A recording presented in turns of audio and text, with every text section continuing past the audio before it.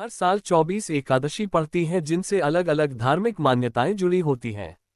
इन्हीं में से एक है इंदिरा एकादशी जो आश्विन माह में पड़ती है। इंदिरा एकादशी पर जगत के पालनहार भगवान विष्णु लॉर्ड विष्णु का पूजन किया जाता है।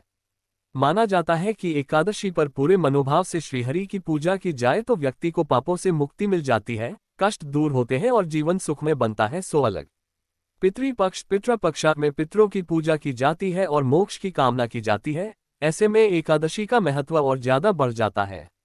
इस साल इंदिरा एकादशी की तिथि को लेकर उलझन की स्थिति बन रही है।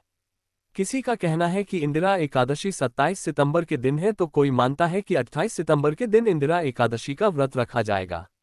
ऐसे में यहाँ जानिए पंचांग के अनुसार किस दिन इंदिरा एकादशी का व्रत रखा जाएगा। पंचांग के अनुसार इंदिरा एकादशी का व्रत आश्विन माह के कृष्ण पक्ष की एकादशी तिथि पर रखा जाता है।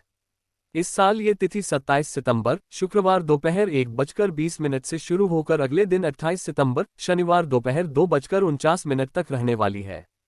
इस चलते उदया तिथि को ध्यान में रखते हुए 28 सितंबर के दिन ही इंदिरा एकादशी मनाई जाएगी और इसी दिन इंदिरा एकादशी का व्रत इंदिरा एकादशी व्रत रखा जाएगा।